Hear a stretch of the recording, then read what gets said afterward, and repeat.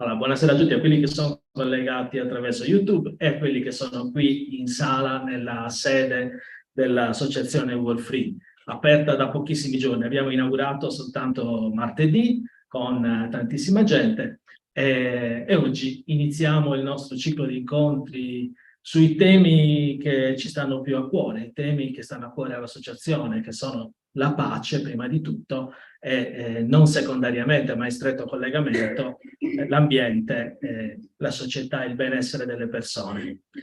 Tutto collegato, tutto si tiene, dall'alimentazione fino al benessere in generale di qualsiasi tipo, insomma. Oggi con noi è presente Giulia Spada. Adesso io metterò la mia voce fuori campo e inquadrerò Giulia. Questa è la sala. Vediamo Giulia. Le facciamo un applauso. Giulia, la vedete, è un'autrice molto giovane anche, ma soprattutto brava, è un'antropologa, ha scritto un libro che è una storia, poi lei vi dirà meglio, ma è una storia, da quello che ho potuto capire, una storia romanzata di un fatto vero, un fatto molto grave, anche molto doloroso. Penso che averne scritto per lei deve essere stato difficile da una parte, ma anche importantissimo, credo. Quindi, perché sono cose che vanno elaborate, che vanno fatte, che vanno comprese per quello che si possono comprendere e che vanno fatte proprie fino in fondo, abbracciate, direi, per poter andare avanti e soprattutto perché diventino qualche cosa di utile per gli altri. Ciò che è utile a vivere meglio come persona, i drammi della vita, ma diciamo anche tutto ciò che arriva di male dall'esterno può essere trasformato in qualcosa di utile che trasforma anche gli altri, perché dà a tanti la possibilità di vedere le cose con occhi diversi e anche di impegnarsi per cambiarle.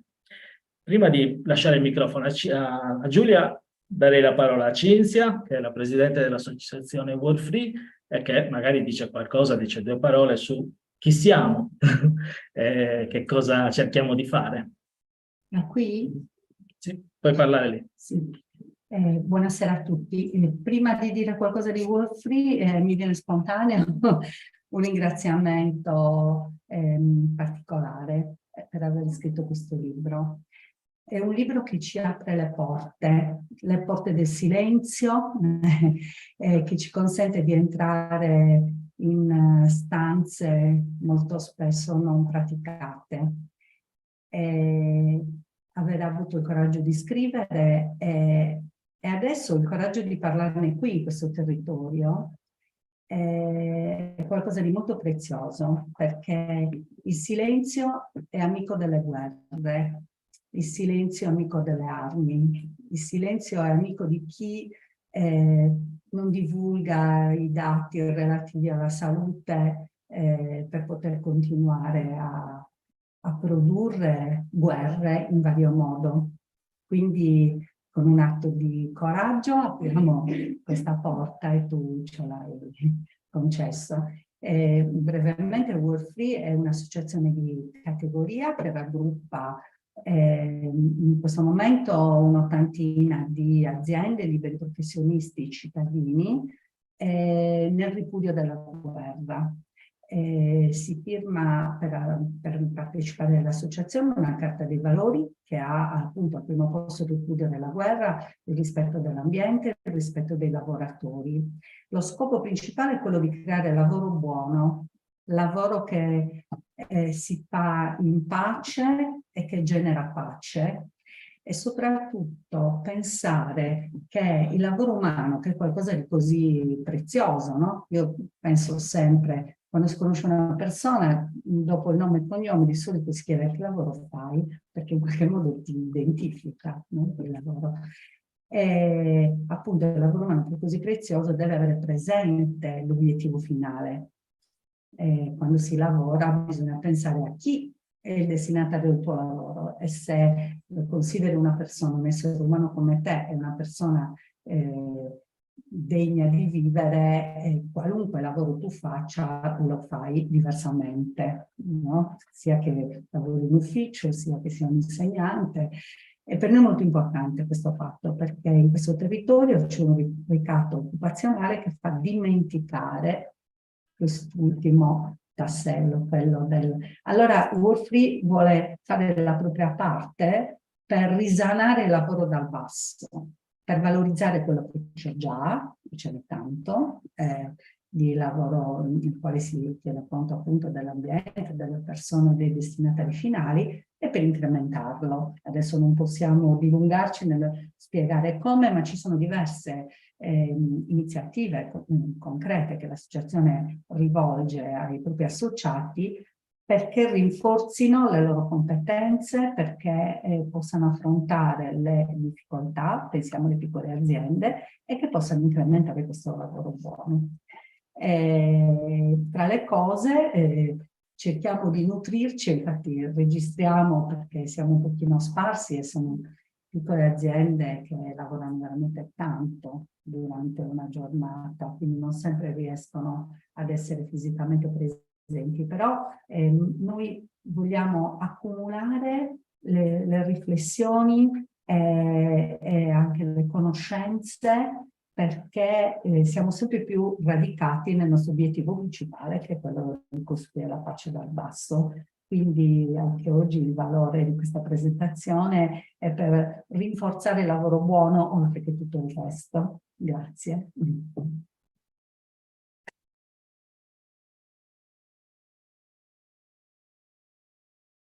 Ti lasciamo... Posso? Vai. Allora, intanto un ringraziamento a voi, grazie a tutte e tutti, insomma, sia per l'invito a far parte di questa realtà di oggi e anche per la vostra presenza, insomma, qua in sala. Per me questi momenti sono di capitale importanza proprio per gli elementi che sono stati detti fino ad ora, e cioè per costruire una, chiamiamola una narrazione che sia un po' differente da quella istituzionale, no? Che magari andremo ad approfondire nel corso della nostra chiacchierata insieme. Quindi sono morto come un Vietcong, come avete accennato voi, racconta di una vicenda intanto personale.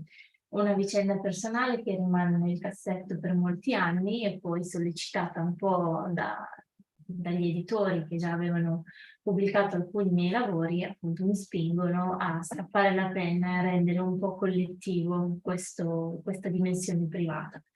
Il punto di partenza del libro è quello che diciamo io dichiaro in maniera un pochino forte, un po' provocatoria forse, il fatto di sentirmi a tutti gli effetti un'orfana di guerra. Non tanto, o assolutamente non perché mio padre fosse impiegato in qualsiasi modo nell'esercito, lui non era un militare, ma perché lavorava come insegnante anche lui delle scuole medie in un piccolo paese del Sulcis che poi effettivamente è lambito dai problemi che oggi stiamo affrontando fondamentalmente. Nel suo peregrinare avanti e indietro dal lavoro a casa, a Cagliari, noi abitavamo a Cagliari, nel corso del tempo effettivamente si è sentito male, è stato male e ha contratto quella che poi i medici hanno diagnosticato come leucemia amiloide acuta e nel giro di un anno, stiamo parlando dell'inizio degli anni 2000, nel giro di un anno poi è morto. Per lungo tempo abbiamo mantenuto questa storia a livello proprio individuale, personale, un dramma a tutti gli effetti appunto privato, familiare.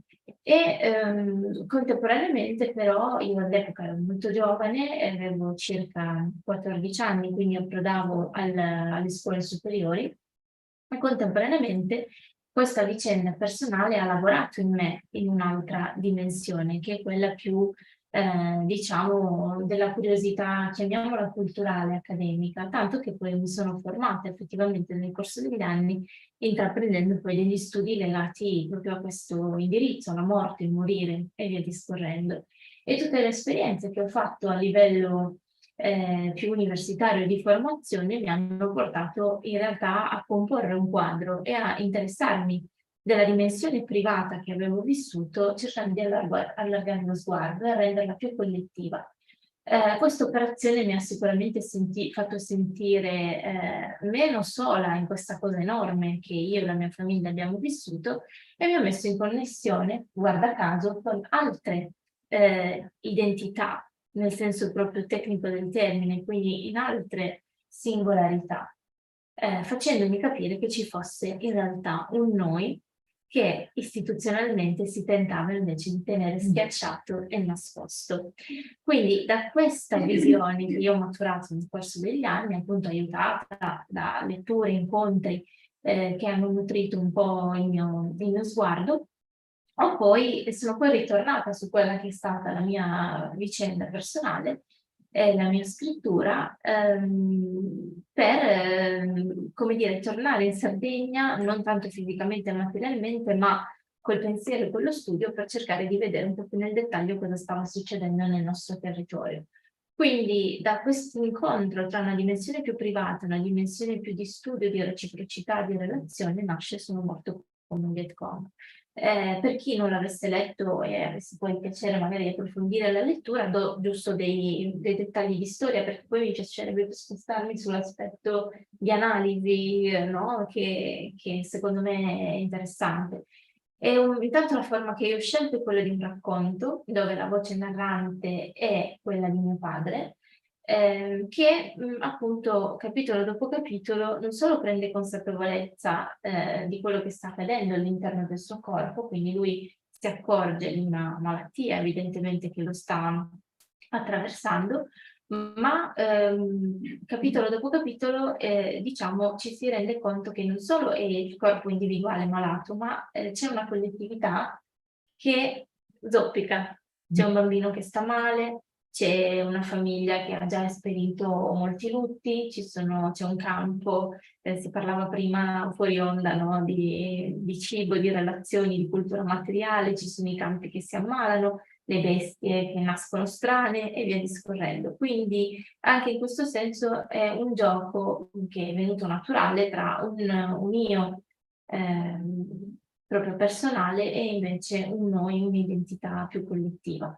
Purtroppo sono molte le storie tristi in questo libro, non poteva che essere così, purtroppo raccontando questo genere di esperienza, ma la scelta è proprio questa, cioè portare anche delle storie che io ricordo dall'infanzia o comunque dalla primissima adolescenza, portarle agli occhi e alla lettura di tutte e tutti coloro che avessero voglia appunto di approfondire e di leggere. Secondo me la scelta del racconto è sempre interessante, diciamo così. Avrei potuto anche scrivere un saggio volendo, ma non l'ho fatto consapevolmente, perché secondo me il racconto poi è la radice antropologica dell'essere umano, quindi è quella cosa che unisce intorno al fuoco, ci si scambiano storie. Intorno a un cerchio si attivano esperienze che rimandano dall'uno all'altra e che generano nuovi racconti, nuove consapevolezze e così via. Quindi quello che poi è successo effettivamente nel corso del tempo, dal momento in cui il libro è uscito, io ho avuto la fortuna di girare tra la Sardegna e il continente, effettivamente poi quello che è successo è proprio questa attivazione del focolare. Quindi io ho raccolto molte altre storie di persone che o magari come me o in via proprio personale o più liminale hanno effettivamente fatto questo tipo di esperienza. Quindi il motivo per cui la forma che chi avrà voglia troverà non è quella di un saggio, è proprio quella di andare più facilmente poi anche al cuore del problema e di raccontare che cosa vuol dire anche essere nati in Sardegna, al di là della bellezza paesaggistica tanto declamata e appunto raccontata, c'è sicuramente nell'altro. Lavorando poi a parte appunto non solo per la costruzione del libro, ma come dicevo per la formazione poi della mia professione, del mio immaginario, mi sono scontrata con quello che in Sardegna in realtà è un lunghissimo problema coloniale. La guerra che noi abbiamo in casa non è calata dall'alto improvvisamente, ma come tutti i fenomeni istituzionali e sociali ha una precisa in realtà data di nascita, e questa data di nascita si rintraccia all'indomani della seconda guerra mondiale, quando l'Italia è un terreno interessante di scambio, di moneta di scambio, quando ci si deve dividere fondamentalmente il mondo. Gli Stati Uniti d'America trovano di particolare interesse, particolarmente appetitoso il nostro territorio, la Sardegna, che fa da specchio ad altre isole molto lontane nel Pacifico, che fondamentalmente rispondono ad un tessuto di strategia militare che si chiama Strategic Island Concept, dove appunto eserciti più o meno strutturati scelgono delle isole che prevalentemente sono disabitate e poste davanti a dei luoghi di terraferma particolarmente interessanti, appunto pongono lo sguardo accentratore coloniale per poi controllare processi che avvengono nella terraferma. La Sardegna è davanti al Medio Oriente e in qualche modo è utile anche per dare un sguardo verso l'est, e quindi quale momento migliore per introdurre i primi sguardi appunto coloniali dal punto di vista dell'esercito, dal punto di vista militare.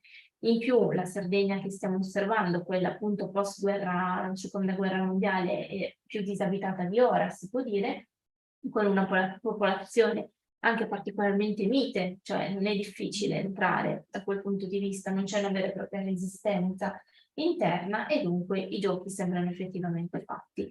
Da lì è un attimo arrivare alla contemporaneità con l'aggiunta di più miti che si sovrappongono.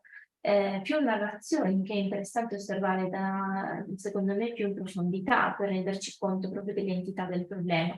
Una terra così spopolata, con una vocazione agricola e pastorale, l'abbiamo visto con l'industria, che forse è più palese con la chimica, è facile da colonizzare. Basta dire alle persone che da un momento all'altro non dovranno più faticare con le loro braccia, non dovranno più alzarsi necessariamente alle 4 del mattino e seguire i ritmi della terra per portare a casa un po' di sostentamento. Basterà ficcarli all'interno dell'industria per quanto riguarda la chimica, per quanto riguarda altro tipo appunto di settore, basterà impiegarle all'interno di poligoni militari e dire loro che questa ricchezza sarà loro per sempre, e non solo avranno di che mangiare loro e la loro famiglia, ma le loro comunità si arricchiranno, e dunque tutta la Sardegna. Ultimamente, se non sbaglio proprio l'anno scorso, c'erano delle dichiarazioni di alcuni sindaci, particolarmente del nostro territorio, particolarmente infervorati contro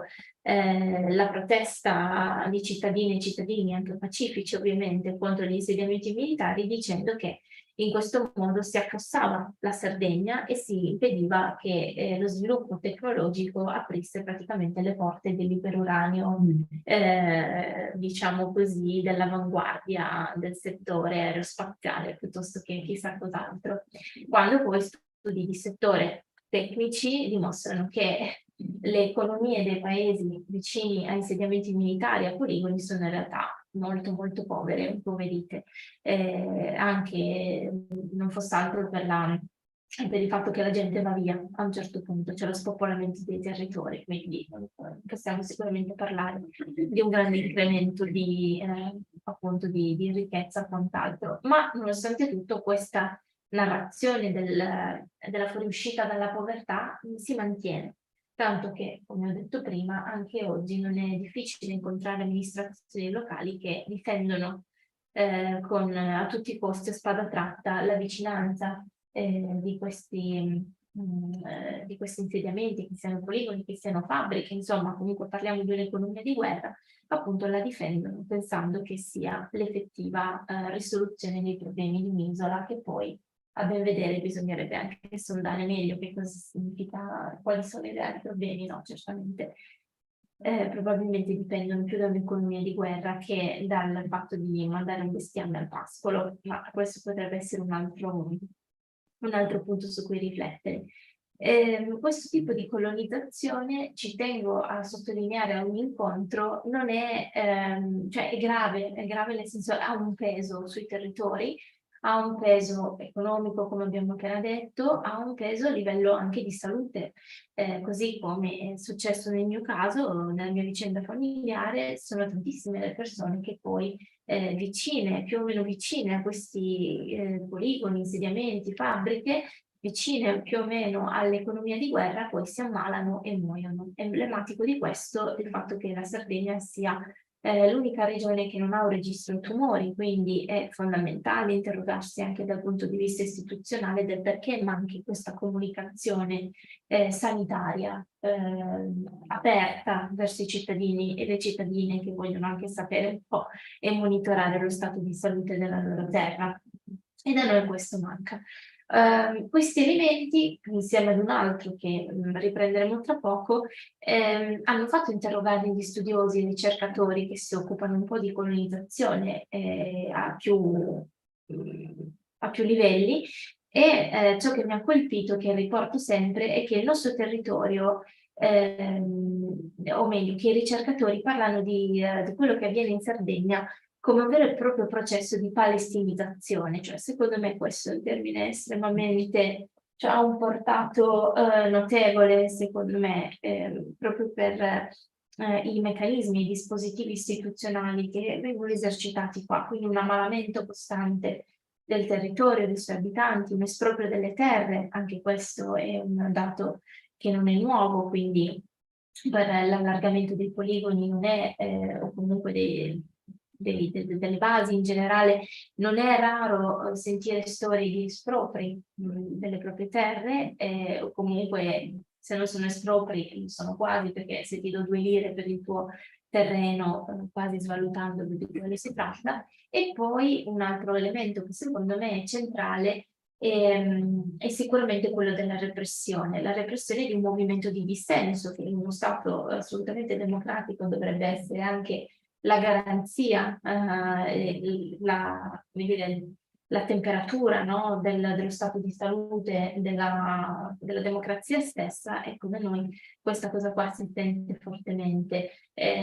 Sono evidentemente noti a tutte e a tutti i processi che anche i movimenti pacifisti devono subire sulle loro spalle, con accuse anche importanti e terribili come quella di eversione, terrorismo, insomma, sono fatti secondo me molto gravi che vanno raccontati.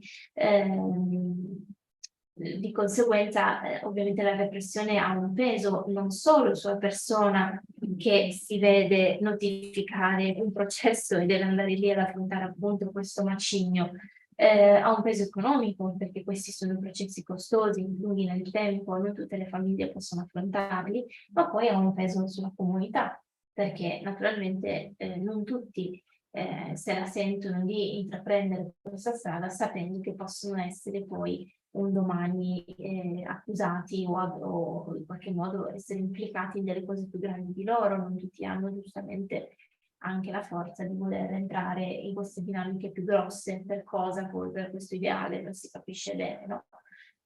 Quindi una repressione che ha più livelli, non solo fisica, contenitiva, ma poi anche proprio molto dell'immaginario, quindi che tenta di fermare il movimento prima ancora che parta.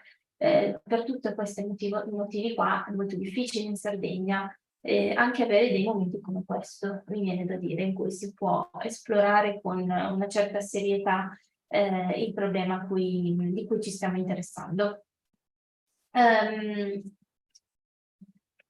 C'è un altro aspetto assolutamente interessante, secondo me meno esplorato, ma che potremmo, di cui potremmo interessarci così anche a livello personale di immaginario, è che sono le varie operazioni di controcostruzione, le chiamerei, di un immaginario, perché è chiaro, da una parte io distruggo, ma dall'altra devo proporre alla popolazione un immaginario verso cui confluire, no? Perché altrimenti è troppo facile capire il gioco, no?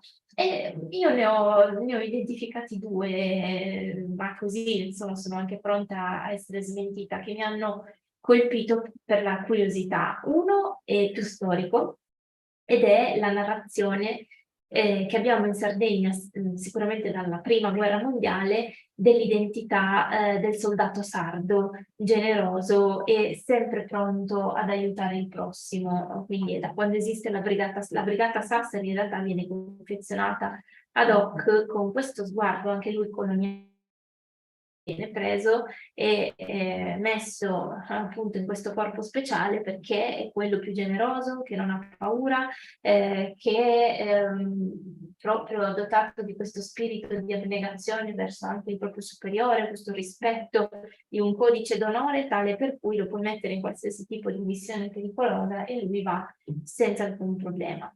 E questa mitologia appunto del soldato buono e coraggioso noi ce la portiamo fino ad oggi, quando scolaresche vanno proprio in gita a vedere la grande casa della Brigata Sassari, e questo secondo me è emblematico per tastare anche in questo caso il polso di quello che ci viene poi raccontato. Se noi cresciamo nel mito di una parte dell'esercito che è buono e sempre pronto ad aiutare il prossimo, sarà difficile poi smontare dall'interno il meccanismo della guerra, che si nutre in realtà anche di questo. Quindi in qualche modo è come se ci fosse una guerra buona e una guerra un po' meno buona, ma sempre guerra, dove dovremmo arrivare a dirci questa cosa qua, che è invece più sottile, più complicata. E dall'altra invece un meccanismo più sottile ancora, mi viene da dire più culturale, che è questo. Se avete fatto caso, anche parlando con persone che magari non vivono la Sardegna o non vivono in Sardegna, a un certo punto il discorso arriva sempre a dire che tutto quello che capita in Sardegna di buono e di cattivo è sempre legato al DNA. Oh, ma come siete longevi, avete questo DNA straordinario, oppure le malattie strane che vi capitano sono sicuramente legate al DNA. Questo è interessante perché a livello istituzionale si spinge molto su questa cosa qua. Ricordo, credo, 3 anni fa, non tornavo a Cagliari da molto, forse c'era anche già da più tempo, ma mi aveva proprio colpito che passando davanti all'ospedale Abruzzo ci fosse la statua dell'Erika di DNA. Proprio come se fosse il moderno santo, il moderno feticcio, no? E dietro il DNA però appunto è facile nascondere tutte le spazzature poi effettivamente che noi respiriamo, che noi mangiamo, che noi in qualche modo a cui noi siamo, che noi subiamo. Perché questo DNA che si ammala, sì, me la puoi raccontare fino a una certa, che è sicuramente colpa o merito dell'insularità, che poi anche lì volendo leggere un pochino più approfonditamente si scopre che l'insularità è al contrario un tratto che fa bene al DNA perché l'isola incontra, non è vero che chiude, non necessariamente, quindi è interessante anche lì esplorare, ma appunto dietro questa genetica buona o cattiva che sia, si evita poi di andare molto spesso al cuore del problema, che è un altro mondo, una terra che si ammala sicuramente non solo per una particolare modalità appunto evolutiva, ma anche perché la guerra ce l'abbiamo in casa e questa, come abbiamo detto prima, crea dei problemi anche di salute non indifferenti. Per finire, un po' poi insomma, possiamo prendere anche più conviviale, direi che secondo me scrivere un racconto, quindi chiuderei in questo senso, parlare di queste cose qua, attiva un nuovo tipo di sapere che non è sicuramente quello istituzionale appunto di cui abbiamo appena tratteggiato alcuni spunti, alcuni meccanismi, ma un sapere più dal basso che vale la pena nutrire, secondo me, perché è quello che poi ha la forza eventualmente di opporsi sempre in maniera no, pacifica sicuramente, ma autorevole, verso tutti i nascondimenti che invece ci ammalano, ci fanno male e affamano la nostra terra. Un po' l'idea è quella, secondo me l'ispirazione, almeno la mia ispirazione, è un po' quella di Maccacaro. L'ambito è completamente diverso, siamo in medicina democratica anni 70, lui osservava le fabbriche come medico e diceva che coloro che possono veramente costruire un sapere serio e da prendere in considerazione, da consultare sullo stato di salute delle fabbriche, non sono tanto i consulenti che vengono fuori o i medici di medicina del lavoro che vengono chiamati ogni tanto per testare appunto le condizioni di salute degli operai, ma sono gli operai stessi che conoscendo le condizioni di vita a cui sono sottoposti durante i loro turni di lavoro, conoscendo il funzionamento o il malfunzionamento delle macchine stesse con cui lavorano, possono dire se quello è un luogo che produce benessere oppure se c'è qualche altro tipo di situazione poco chiara che invece l'istituzione tenderebbe a mettere da parte. Ecco,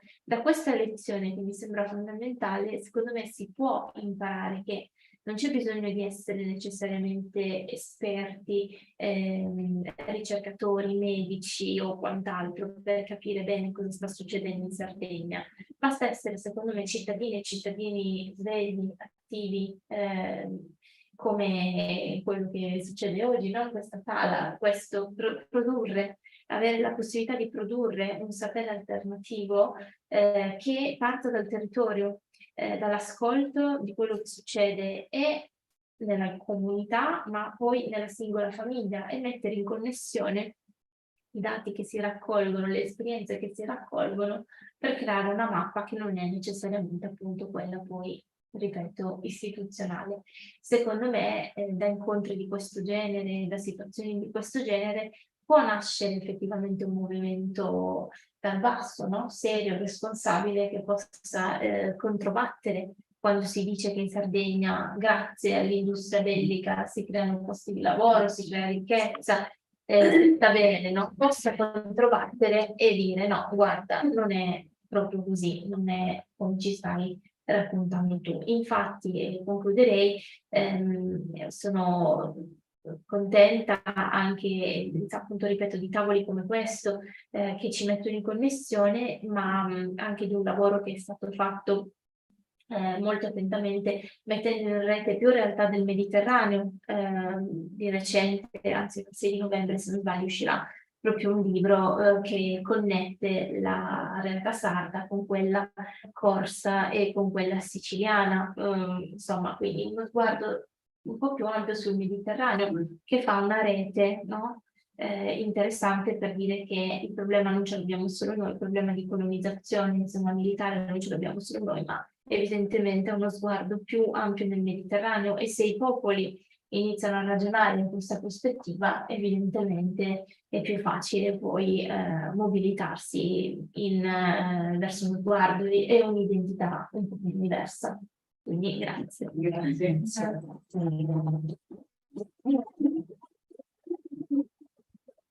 Grazie Giulia. Prendo la parola per ringraziarti ulteriormente, oltre all'applauso che abbiamo sentito, ma perché ciò che hai detto tocca molti dei temi che ci stanno a cuore ed è anche molto rappresentativo della nostra storia, cioè delle radici profonde della storia del Comitato di Conversione e di War Free. Noi non abbiamo, diciamo, approfondito dal punto di vista teorico o neanche, diciamo, come non abbiamo un apparato teorico a supporto, soprattutto un apparato condiviso a supporto della nostra iniziativa. La nostra iniziativa è partita più da quello che chiamiamo un sussulto etico rispetto al fatto che le bombe sarde andavano a fare morti in Yemen senza che la popolazione, senza che noi che abitiamo vicino alla fabbrica delle bombe e la popolazione sarda in qualche modo avesse avuto modo di esprimere la propria opinione su questo, di acquisire una consapevolezza. Evidentemente questa cosa rientra perfettamente in ciò che tu definisci, secondo me molto correttamente, diciamo la gestione coloniale della Sardegna, che ha radici antiche, come tu hai detto, e che si è sviluppata e continua a svilupparsi e a prendere forma, insomma, anche ai nostri giorni, ce ne accorgiamo regolarmente.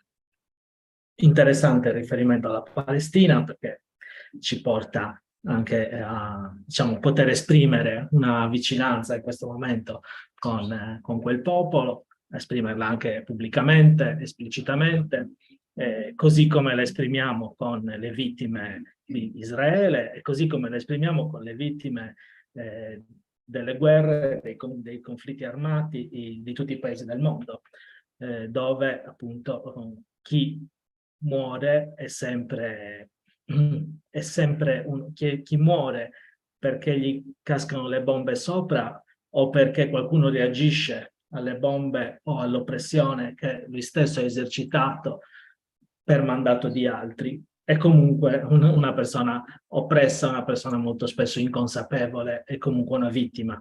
E mi viene da dire che la guerra non è tra Israele e Palestina, ma è tra i potenti che mandano a morire la gente per i loro interessi, sia in Israele che in Palestina, e quella invece la povera gente che muore sotto le bombe o perché non ha le risorse, gli vengono sottratte le risorse, gli spazi vitali per poter andare avanti.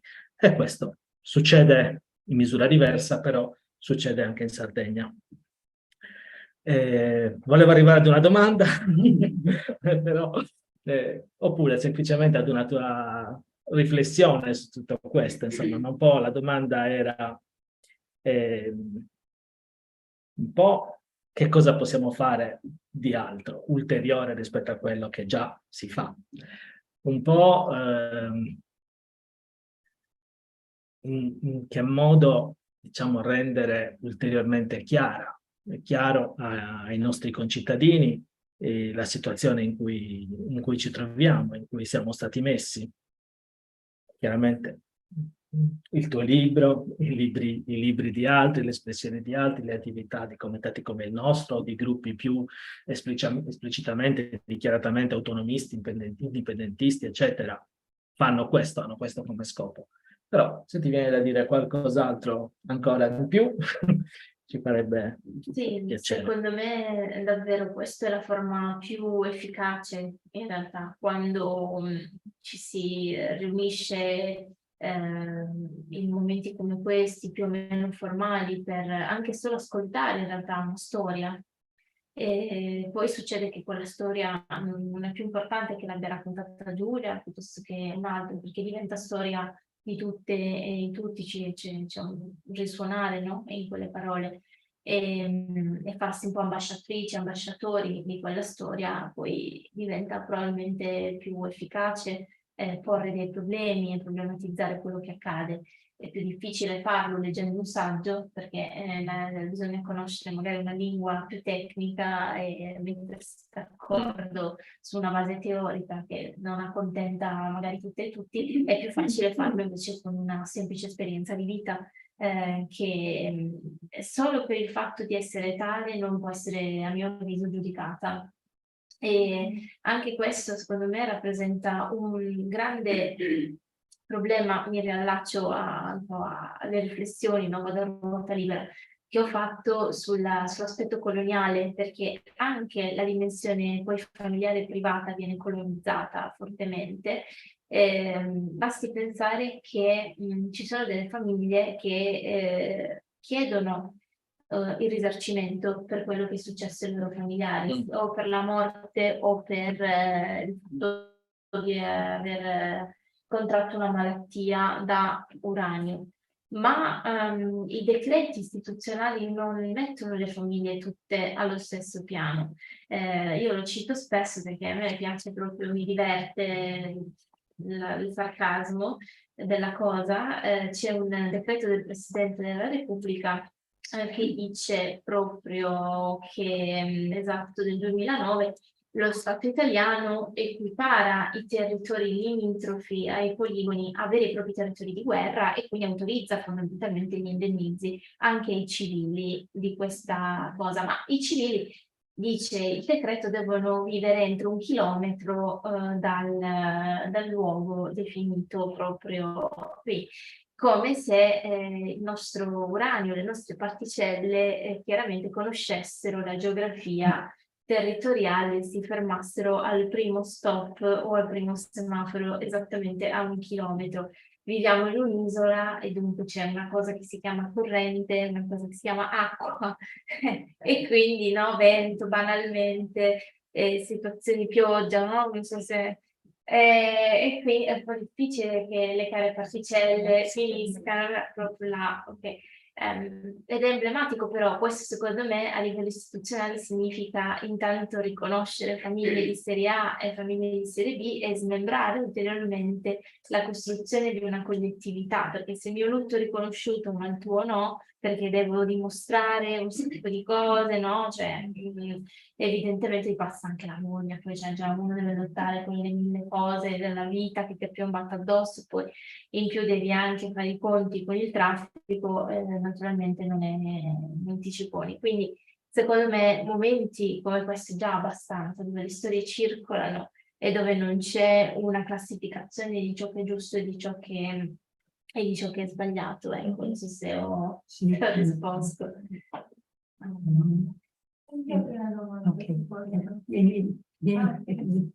Noi ti inquadriamo, avvicinati però, sì. Vai.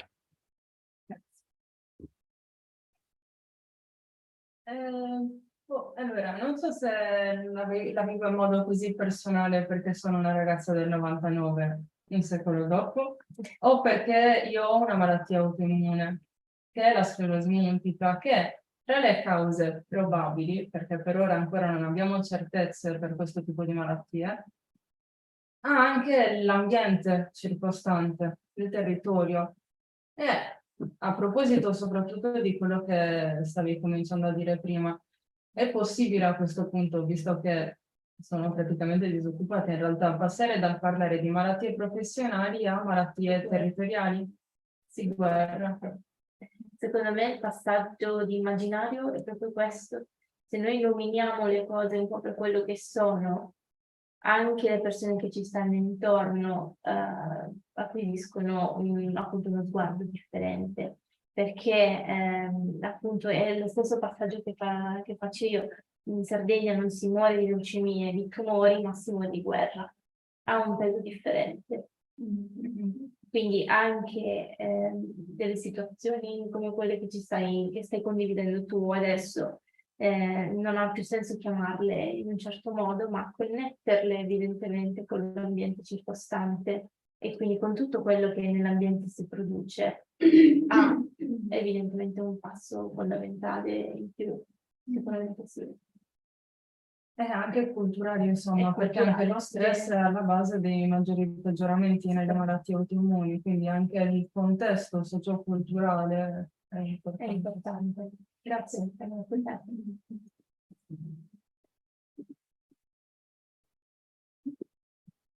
Io così vorrei sapere questo. Se hai fatto un'esperienza un po' come abbiamo fatto noi, quando la prima volta con il Comitato per la Riconversione RVM siamo andati in piazza, oddio, non è ancora nato, no, è lì che è nato. Comunque, quando siamo andati a dire con un gruppo di amici a tutti, guardate che noi siamo complici involontari della morte di persone come noi, oltretutto, come dire, da dire, lo Yemen è un luogo bellissimo come la Sardegna, poverissimo come la Sardegna, ma insomma, che c'entra? E cosa c'entriamo noi nel dover distruggere un popolo così? Noi avevamo questa aspettativa che ci fosse una presa di coscienza globale, che ci fosse un'indignazione profonda, generalizzata, così come era stata per noi. perché per noi è stato così, quando dico noi, dico questo gruppo di amici che da tempo appartenevamo a associazioni diverse, gruppi diversi, ma abbiamo lavorato tanto insieme nel passato. Per noi l'indignazione è stata tale da, come dire, era impossibile non agire, dico impossibile, lo so e devo fare qualcosa. E invece questo non succede, cioè si sa, ci si indigna un po', qualche volta ci si spaventa, qualche volta, ah, mamma mia, ecco, e poi il giorno dopo è finito. E quindi mi chiedo, per te questa esperienza, tutta un'analisi profondissima, anche incaselli in una maniera molto razionale tutta una serie di aspetti che comunque sentiamo, come diceva Arnaldo, cioè li ha messi molto bene, li rendi leggibili e approfonditi. Però appunto, come reagiscono le persone di fronte a queste informazioni, a queste riflessioni, a questi approfondimenti tu offri quando presenti la tua storia? Allora, devo dire che è una domanda interessante. Allora, io non ho mai, mi sono abbastanza pessimista di mio, quindi non ho mai creduto nelle folle oceaniche che venissero ad ascoltare le varie presentazioni. Ma ho sempre guardato anche momenti come appunto le presentazioni con uno sguardo razionale per vedere appunto a che punto è l'immaginario delle persone rispetto a un problema. Allora, sicuramente in continente persone vengono anche numerosamente e sono perché non si sa nulla, non si conosce minimamente il problema. A malapena si sa che ci sono degli impianti bellici importanti, ma non nel concreto. Cioè si è sentito dire che sì, ci sono dei poligoni, sì, ci si esercita, però poi nel dettaglio nessuno sa niente. A maggior ragione poi quando vai a raccontare una storia personale legata al territorio, molti cadono letteralmente nelle nuvole e sono dispiaciuti, devo dire, non rimangono indifferenti le persone, tanto che spesso e volentieri sono anche le persone del continente che poi con qualche giro arrivano in Sardegna e si mettono a disposizione delle associazioni che poi più operativamente lavorano sul territorio e vanno in manifestazione. Quindi c'è questo, come dire, voler portare anche il proprio aiuto e la propria solidarietà più concreta. Di recente una regista che lavora tra Milano e Genova ha fatto un documentario su questa roba qui, quindi insomma c'è un bello sguardo interessato. In Sardegna anche, devo dire, è capitata ironicamente la stessa cosa, cioè gruppi di persone che io incontro che non sanno quello che succede nella nostra terra, ma non lo trovo così strano in effetti se pensiamo che le informazioni oggi ce le dobbiamo cercare con lanternino, cioè l'informazione istituzionale, quella che passa per i canali tradizionali, che sia di carta o che sia televisivi o radiofonici, non racconta di sicuro di queste cose qua. Cioè, non mi sembra, sono poche le voci che ogni tanto vengono pubblicate ed escono fuori con inchieste, dossier, reportage, eccetera. Quindi anche nell'isola tu devi o conoscere qualcuno che fa parte di alcune associazioni che nello specifico lavorano sul territorio, o conoscere per tua cultura personale quello che accade, altrimenti è tutto molto punto di domanda. Io ultimamente ho ricevuto molti più inviti in Sardegna, ma perché cioè, è diventato proprio evidente quello che sta succedendo nel nostro territorio. In estate la porta aerei parcheggiata al porto di Cagliari, cioè se non la vedi sei veramente proprio, non so da che sì, le sfilate di mezzi pesanti, due domande uno se ne fa, mi sembra quantomeno evidente, almeno dire da dove arrivano questi, perché sono qua, te la fai. chi va al mare in certe zone poi a un certo punto non può entrare perché ovviamente ci sono le esercitazioni in corso, o addirittura sente il rumore delle esercitazioni, cioè è evidente, oggi veramente questi ultimi 2 anni senz'altro è proprio evidente, quindi il sardo non può non accorgersene, secondo me. Il continentale è ancora leggermente scusato perché non vive il territorio, lo dico ironicamente naturalmente. Però anche in Sardegna poi, e mi riallaccio raccontando una storia emblematica, è difficile riuscire a parlarsi proprio tra sardi. Ricordo di aver, non ricordo benissimo l'anno, forse 3 anni fa o 2 anni fa, sono stata invitata a Foras, che è un'associazione che lavora sul territorio, insomma, proprio con queste tematiche, a fare il giro della Sardegna. E le presentazioni sono state organizzate anche a Teulada, anche a Capofrasca, e per me è stato molto interessante, lo dico qui assolutamente senza ironia ma con serietà. A Teulada in particolare persone presenti del posto 5.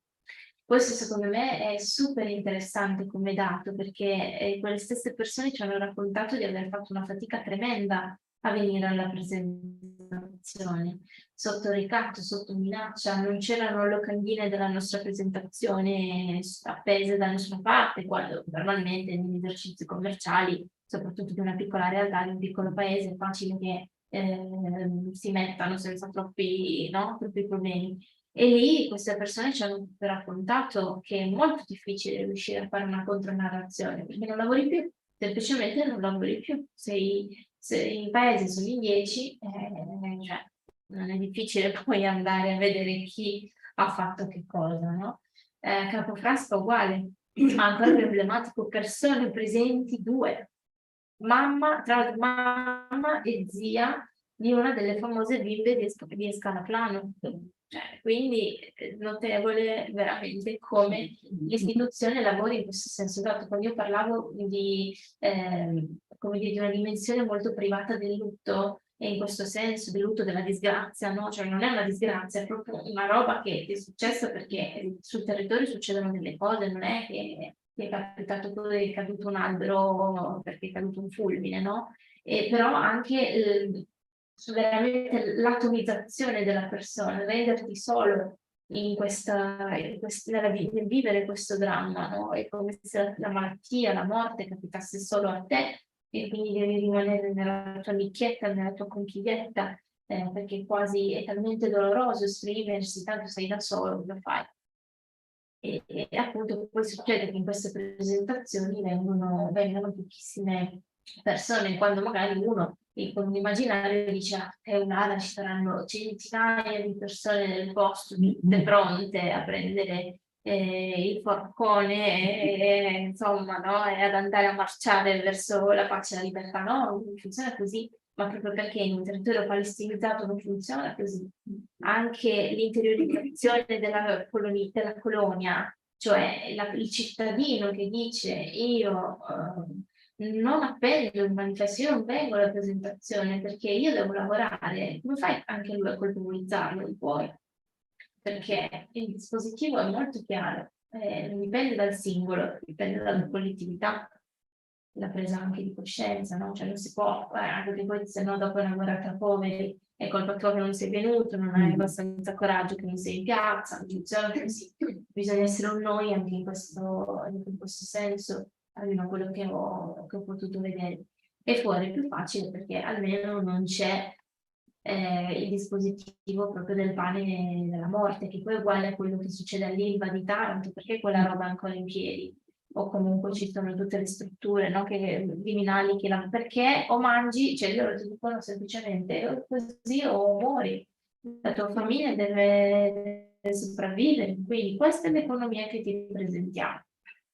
Cioè, è tutto lineare, no? Se poi vai a vedere i luoghi dove si produce morte, che sia per una chimica, che sia per un tipo di industria, che sia per le miniere, come è stato su questo territorio, che sia per l'industria bellica, alla fine i dispositivi ritornano tutti. Sì. Quindi nel noi, la risposta e nel noi, è facile da ricordare, bisogna ricostruire questo noi in questa direzione. Mi piace anche l'idea della non colpevolizzazione, molto importante, come dire, andare a fianco con chi, sì, con chi ancora non se la sente o chi è troppo preoccupato del proprio lavoro per avere la forza. Pure noi conosciamo, stiamo iniziando a raccogliere lentamente, ancora con un po' di richiesta di riservatezza, storie di no su questo territorio. Stiamo iniziando a raccogliere piccoli frammenti di persone che hanno deciso di non farsi assumere in questo periodo per i 3 mesi, 4 mesi in cui vengono assunte per lavorare nella fabbrica. Sappiamo che ci sono stati dei no e conosciamo delle storie un pochino più coraggiose del passato, quando si era veramente soli a dire no, che poi hanno costruito dei sì, cioè le persone si sono guardate intorno con più coraggio e hanno detto ma forse posso fare qualcosa, ho dei talenti, delle competenze, ho anche il coraggio di fare qualcos'altro, quindi uno per uno. Però mi piace l'idea di stare tutti insieme anche quando questa consapevolezza non c'è e anche quando sembrerebbe che uno remi contro l'altro, in realtà facciamo parte, siamo tutti vittime e tutti protagonisti di un possibile cambiamento, quindi mi piace questa sottolineatura. Teresa, vieni. Sì, perché così documentiamo. Perché io penso che andrà, ho già in mente un sacco di persone a cui girerò questo incontro, perché lo trovo veramente interessante e profondo. Volevo raccontare qualcosa che mi è successa un po' di mesi fa nella zona di Teulada. Parlando con una famiglia che vive appunto lì vicino, ho scoperto che c'è stata una grande violenza quando è stato creato questo luogo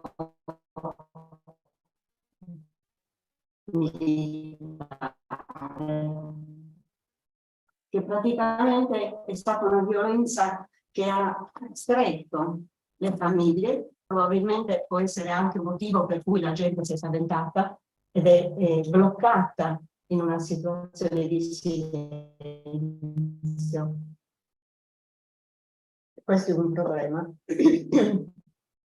Un'altra domanda, una domanda che vorrei fare è come uscire da una situazione così ben strutturata come questa, appunto, dei poligoni e anche delle fabbriche di bombe.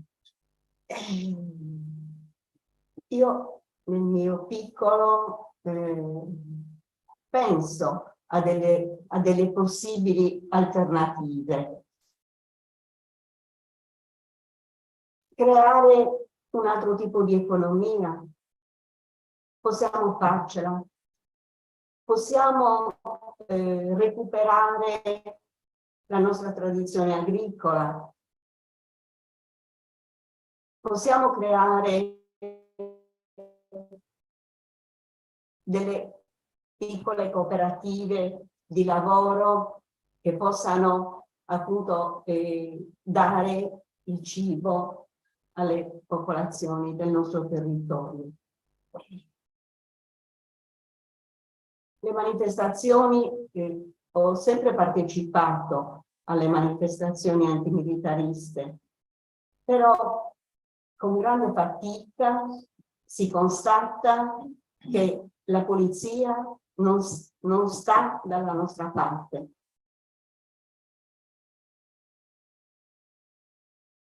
E niente, quindi ci sono una serie di cose che dobbiamo superare. Io per il momento penso che per cambiare appunto, per cambiare alle radici questa situazione, bisogna cominciare dai piccoli, e quindi il lavoro che attualmente, a cui mi sto dedicando attualmente, oltre appunto a fare le manifestazioni che ho fatto un po' tutta la vita, insomma, così, mi sto invece concentrando sul cambiamento culturale profondo dei bambini. Oggi, per esempio, ieri e oggi abbiamo lavorato proprio qui nel territorio per un'iniziativa che si chiama la Giornata della Meraviglia, che praticamente era, e poi aveva come obiettivo quello di sviluppare nei bambini la consapevolezza dei danni della guerra. E oggi e ieri abbiamo avuto da parte dei bambini delle risposte meravigliose, forti, che veramente dicevano che la guerra non la vogliono, perché vogliono essere felici. Ho fatto anche una domanda a un bambino e gli ho detto: ma tu lavoreresti in una fabbrica di bombe? Mi ha detto: no, assolutamente. Cioè, voglio dire, cominciare a cambiare la cultura profonda, cominciando dai bambini. Mi viene proprio molto forte questa esigenza di creare appunto un nuovo modo di sentire profondo che i bambini possono portare. In questi 2 giorni abbiamo incontrato 100 bambini, forse. 100 bambini che proprio non vogliono la guerra. Questa può essere una speranza, però momentaneamente sono anche impegnata in progetti, appunto come ti raccontavo prima, in progetti di economia alternativa. Adesso ci stiamo concentrando anche moltissimo sull'agroecologia, di gestione della terra, e vediamo se questo movimento, che non è soltanto un movimento qui in Sardegna, ma è un movimento, diciamo, globale, che sta cominciando a prendere consapevolezza di questo tipo di economia di guerra, cioè possa veramente dare dei frutti. Il problema è vedere come gestire anche gli ambienti che sono stati distrutti dalla presenza militare. Cioè il mare, cioè le esercitazioni vengono fatte lì, noi poi mangiamo quel cibo. Quindi, insomma, c'è tutta una complessità che dobbiamo affrontare. Esserne almeno consapevoli di questo. Non sarà facile, perché non basta fare la manifestazione. Ne ho fatto tante io di manifestazioni. Ne ho fatto uno col fascio del grano sulle spalle, lì a Teulada proprio, per dire c'è un altro modo di vivere, un'altra economia. Però non è facile e bisogna aggregare sempre più delle persone che abbiano voglia di dire no alla guerra, come i bambini lo dicono con molta forza, che non vogliono vivere così. Ho messo insieme tante cose, ma non so. Adesso sono un po', mi piacerebbe, l'ho detto l'altro giorno in un incontro qua, nel passato mi sono occupata anche di creare delle cooperative che insomma hanno dato un po' di lavoro, però ci vuole molta energia, ci vogliono molte persone che lavorino per questo cambiamento. Non bastano le manifestazioni, le denunce che facciamo, ci costituiamo parte civile, nei processi, tutto questo lo stiamo facendo. E anche quello comunque, quella è un'apertura importante, di essere svegli e di poter dire no, questo no, ecco, esercitare il nostro potere, insomma, in questa direzione. Non so che cosa mi puoi dire per essere più forte dell'impegno. Per ora mi tengo proprio il rapporto con i bambini, perché è molto importante cambiare proprio alla radice questa guerra, l'uso della guerra.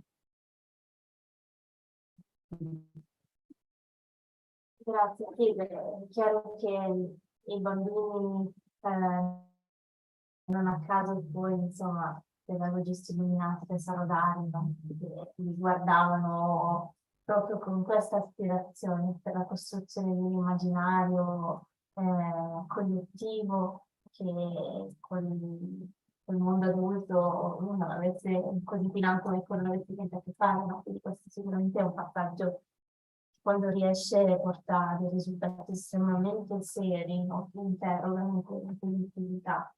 E poi, esatto, cioè non basta sicuramente la manifestazione, non basta la presenza attiva sul territorio, perché poi quella un po' si diceva anche così al di fuori dalla conversazione, a volte spaventa anche il cittadino più moderato, più normale, e che giudica l'altro come, ecco, arriva il terrorista di turno, magari rovina anche, non lo so, passano nei miei campi e rovinano anche le mie coltivazioni, insomma non c'è più anche questa parte qua da considerare.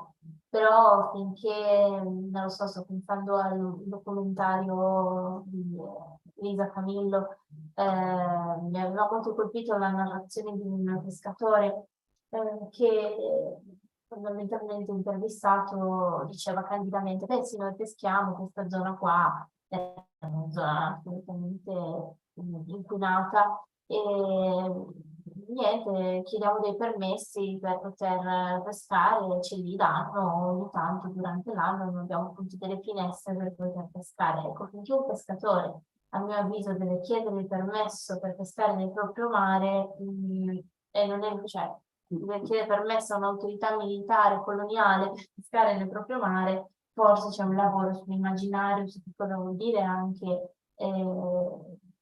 luogo, no? Che cos'è quel luogo, che produzione puoi fare di quel luogo, c'è una cosa un po' profonda da fare e probabilmente partire dai più piccolini è veramente un atto interessante e coraggioso, anche perché poi i bimbi devi connetterli alle loro famiglie, forse sono lì le resistenze maggiori in alcuni casi, non tutte le famiglie poi sono pronte ad accettare con apertura, no? Queste iniziative qua. E quindi anzi, forse è una lista più concreta. Sì, mi sembra che sia una strada proprio efficace, seminare proprio una cultura nuova nel cuore, nella mente dei bambini. Grazie.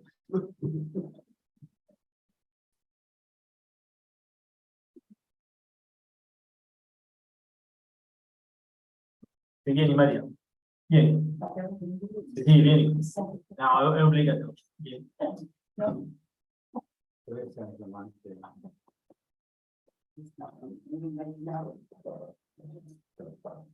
Io ricollego subito alla discussione che faceva Teresa, che parto da lì. Partecipare a questi incontri così interessanti, proprio perché mi piaceva, ecco, sentire, visto che era anche un'esperienza personale, e vedere sempre che siamo persone, diciamo, di una certa età, e i giovani sono sempre, quasi sempre assenti, è veramente un dolore profondo.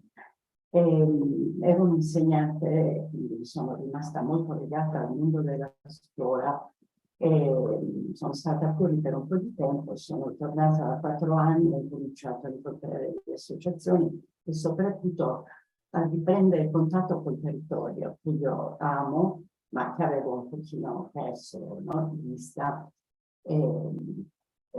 Incontrando persone, io dico, la prima cosa che ho fatto sono andata nel mio ex liceo a cercare i talenti, poi sono andata presso gli impianti sportivi a trovare sempre i giovani talenti che io ho trovati, no?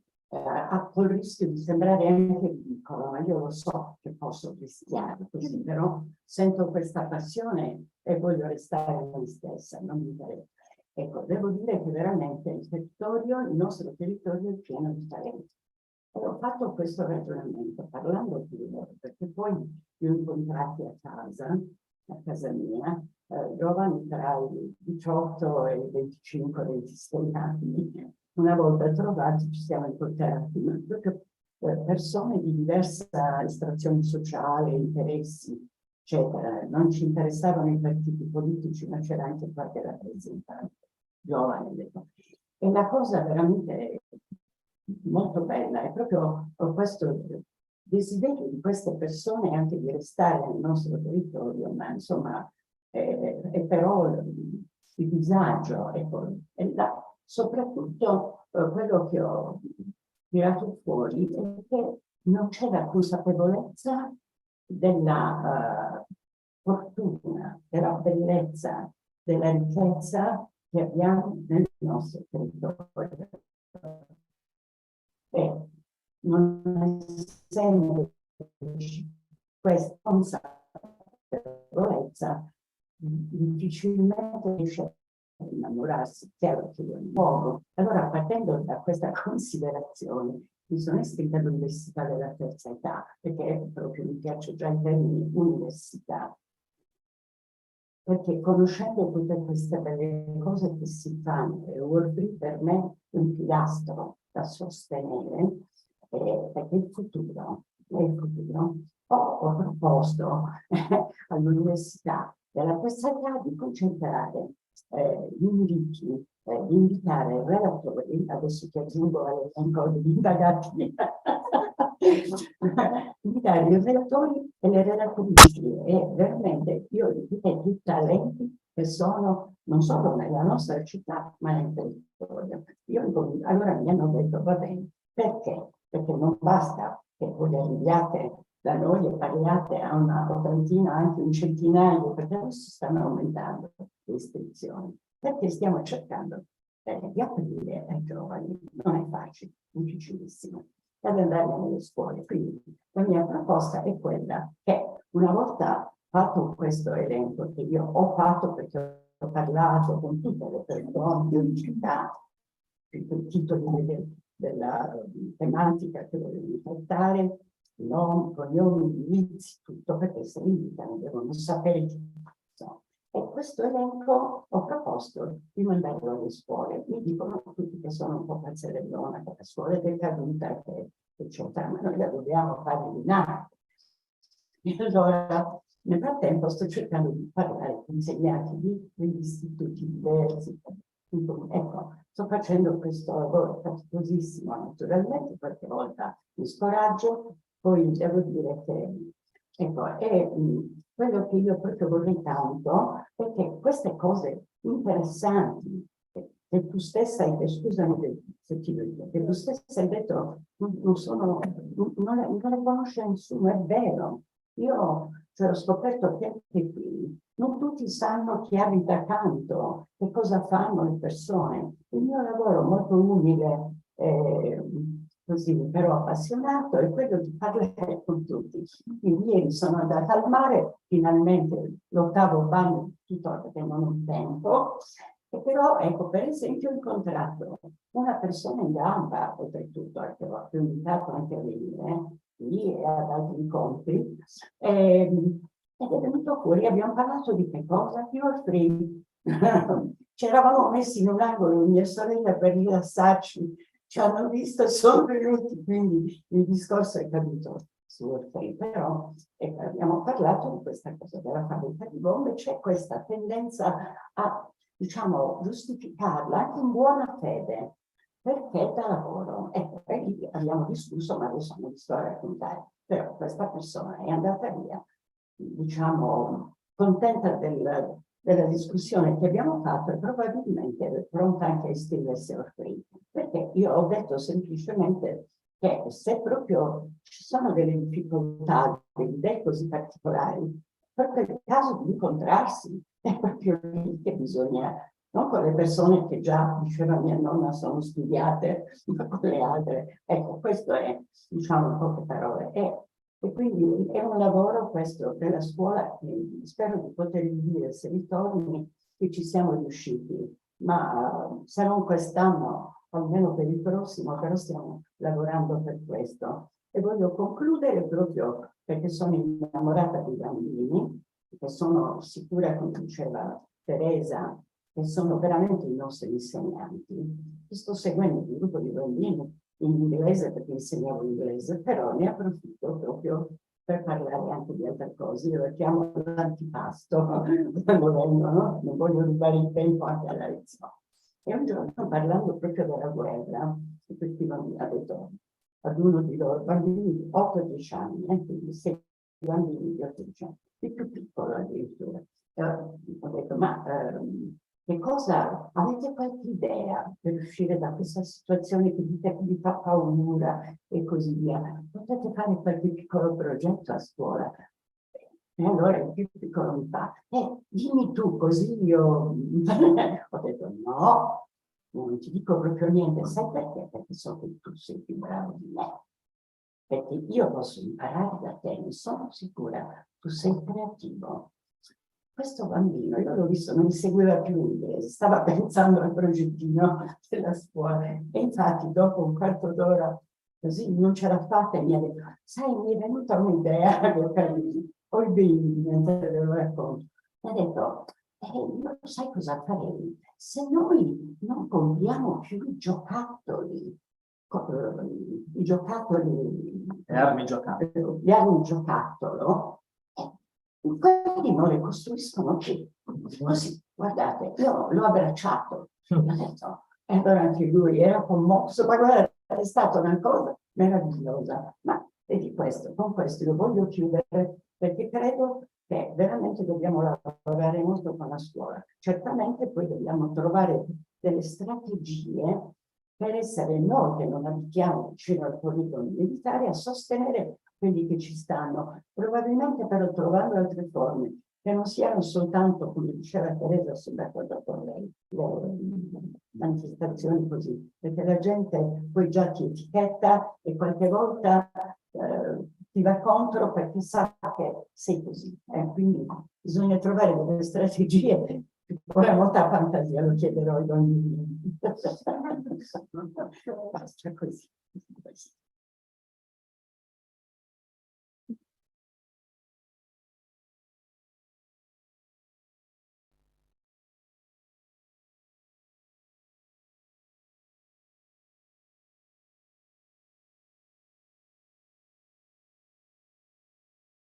Vediamo, sì. Sì, vediamo, la stiamo spremendo troppo.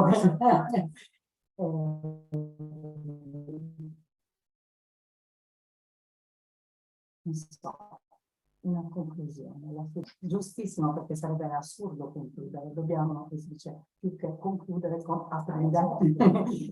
E allora, così ci siamo capite. Grazie, grazie amore. Io devo dire una cosa.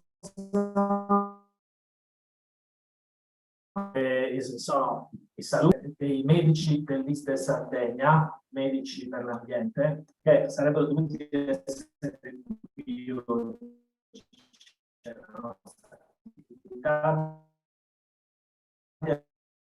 Avevo già dato subito, questi giorni si svolge il loro convegno nazionale. Quindi sono a Bologna, mi hanno chiamato poco prima dell'inizio di questa serata per dire che sono con noi, che oggi tutto il convegno lavori scientifici alla situazione tra Palestina e Israele e quindi una ragione in più, diciamo, per la quale erano anche direttamente, si facevano presenti direttamente, insomma, anche alla nostra serata. Con loro abbiamo già fissato un appuntamento, sarà il 24 novembre, sarà magari a distanza, però sarebbe venire in quell'occasione. Ti aspettiamo, ci ha fatto molto capire veramente tutta la profondità che c'è dietro il tuo lavoro, il tuo libro, ma tutto ciò che stai facendo, e sentiamo che lo fai per noi, cioè nel senso che tu sei sarda, però vivi anche lontano, invece continui a pensare alla tua terra, ai tuoi familiari vivi ancora in Sardegna, però al di là di tutto, insomma, queste radici che ci tengono legati, stretti a questa terra che è la terra del nostro pianeta, è la terra specifica su cui noi viviamo, cresciamo, ma è il pianeta. Insomma, le condividiamo totalmente queste radici e quindi ti pensiamo, continueremo a pensarti a Milano, a Desio esattamente, ma con noi anche ogni giorno. Grazie di nuovo a te.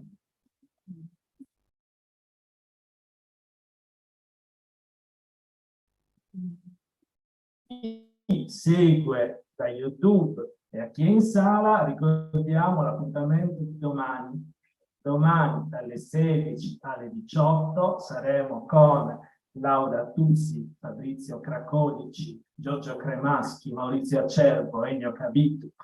Noi, allora, non tutti in presenza, alcuni a distanza e alcuni in sala. Laura sarà a distanza, però sarà anche, sì, sarà a distanza, però sarà anche, diciamo, la persona centrale nel corso della serata, perché presentiamo il suo libro Resistenza e non violenza creativa. Quindi ci sarà una intervista incrociata fra noi che parteciperemo alla serata di domani. Anche Giulia sarà presente a distanza a Cagliari, e quindi insomma non la salutiamo, ma non la salutiamo perché ci rivediamo domani. Grazie a tutti e chiudiamo la trasmissione.